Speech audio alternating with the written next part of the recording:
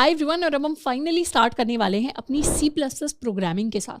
अब C++ programming को समझने से पहले मैं आपको एक छोटा सा सैम्पल कोड लिखकर दिखाऊंगी एंड उससे हमें क्लियर आइडिया लगेगा कि ये कोड एग्जैक्टली होता कैसा है, दिखता कैसा है, एग्जीक्यूट कैसे होता है। तो कोड लिखने के लिए सबसे पहले I am on Visual Studio Code. Visual Studio Code पर हम इस आइकन पर जा सकते हैं which is basically our explorer icon, या फिर हम चाहें तो ऊपर फाइल्स में जाके कोई भी फोल्डर है उसे ओपन कर सकते हैं या फिर एक नई फाइल को क्रिएट कर सकते हैं। बट मैं इस आइकन पर जाऊंगी एंड यहाँ पर ओपन फोल्डर पर मुझे क्लिक करना है। ओपन फोल्डर पर क्लिक करने के बाद हमारे पास ऑप्शंस आएंगे कि हम कौन से फोल्डर के अंदर अपनी फाइल को क्रिएट करना चाहते हैं। तो मैं अपने डेस्कटॉप के अंदर एक नया फोल्डर बनाने वाली हूँ जिसे मैं नाम दूंगी CPP कोड्स। मैंने अपने नए फोल्डर को क्रिएट कर लिया है एंड इस फोल्डर को अब मैं ओपन करने वाली हूँ। अगर आप विंडोज सिस्टम पर हैं या फिर आप लिनक्स सिस्टम पर हैं तो आप इसी तरीके से किसी भी फोल्डर को ओपन कर सकते हैं या एक नया फोल्डर क्रिएट करके उसे ओपन कर सकते हैं। अब इस फोल्डर के अंदर इस आइकन को यूज करके which is my new file icon, मैं एक नई फाइल बनाऊंगी जिसे मैं नाम दूंगी code.cpp। अब यहाँ पर ये जो कोड है, कोड बेसिकली मेरी फाइल का नाम है और .cpp इसकी एक्सटेंशन है। जितनी भी C++ फाइल्स हम क्रिएट करते हैं वो सारी .cpp से ही खत्म होंगी। अगर मैं जावा की फाइल बना रही होती तो मैं .java लिखती, अगर मैं HTML की फाइल बनाती तो मैं .html लिखती। तो इस तरीके से बहुत सारी एक्सटेंशंस होती हैं, हम CPP एक्सटेंशन को यूज़ करेंगे। इसको मैंने कर दिया एंटर और मेरे पास मेरी code.cpp यानी मेरी फर्स्ट C++ फाइल खुलकर आ गई है विजुअल स्टूडियो कोड के अंदर। इसे हम क्रॉस कर देते हैं एंड दोबारा से इस आइकन पर क्लिक करेंगे तो हमारा जो बार है वो हमारे लिए क्लोज हो जाएगा। अब code.cpp के अंदर मैं एक छोटा सा बेसिक सा C++ का कोड लिखने वाली हूँ।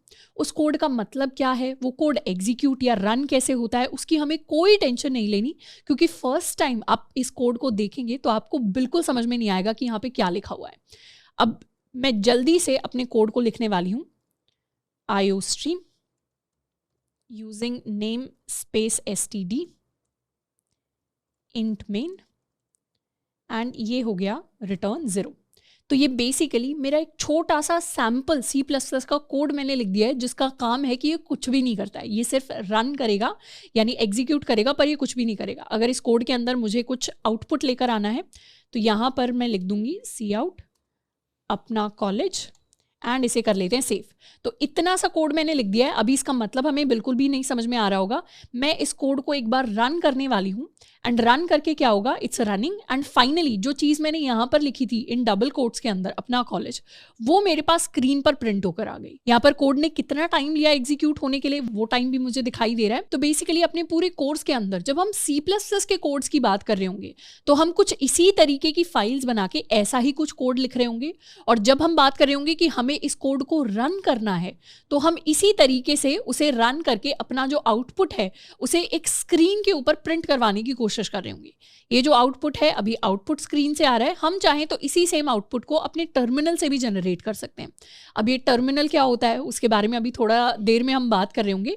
सबसे पहले इस कोड के ऊपर हम फोकस करने वाले हैं, इस कोड को समझने में हम फोकस करने वाले हैं। अब अपनी स्क्रीन के ऊपर जिस कोड को हमने लिखा इसे हम बॉयलर प्लेट कोड कहते हैं।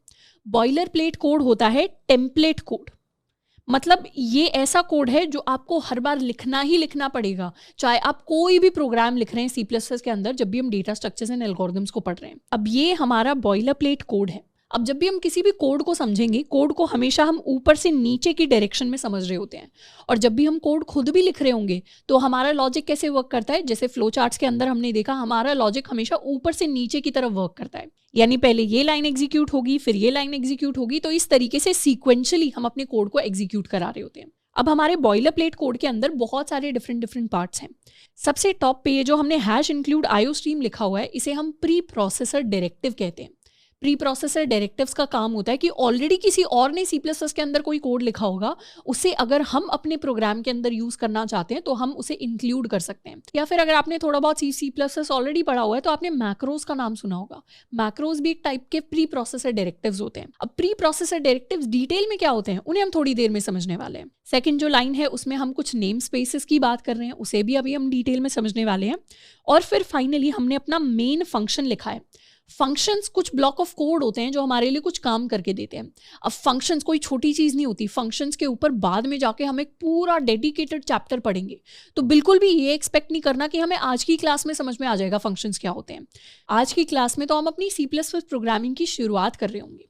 तो जब हम मेन की बात करते हैं, main is our main function and it is also the starting point of execution. Execution यानी हमारा कोड जब रन करता है, जब आउटपुट प्रोड्यूस करता है, तो वो पूरा जो प्रोसेस होता है उसकी शुरुआत कहाँ से होती है? उसकी शुरुआत होती है हमारी मेन फंक्शन के साथ। तो सारा का सारा लॉजिक जो हम एज अ प्रोग्रामर DSA करने के लिए लिखते हैं वो जनरली अपने मेन फंक्शन से हम लिखना शुरू करते हैं, और मेन फंक्शन के अंदर ही रिटर्न 0 जैसी हमें काफ़ी सारी चीज़ें दिख रही हैं। इसके साथ में एक और इंटरेस्टिंग चीज़ आपको दिख रही होगी बॉयलर प्लेट कोड में, which are these curly braces.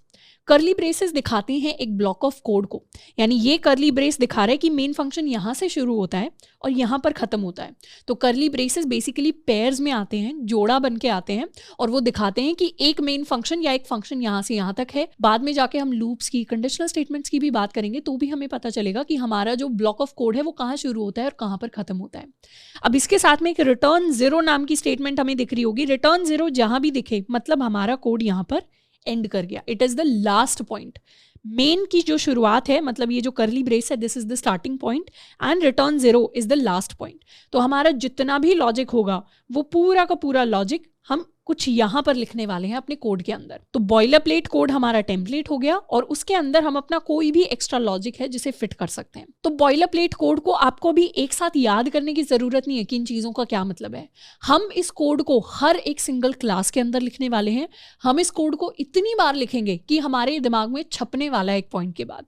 तो बिल्कुल आपको टेंशन लेने की जरूरत नहीं है अगर आपको फर्स्ट लुक में देख के थोड़े से डरावने शब्द लग रहे हो तो, क्योंकि ये जो कोड है इसे हम इतनी बार लिख रहे होंगे, इतनी बार इसकी हम बात करेंगे, इतनी बार इसे हम प्रैक्टिस करेंगे कि हमें C++ के अंदर ये बिल्कुल ABCD जैसी चीजें लग रही होंगी।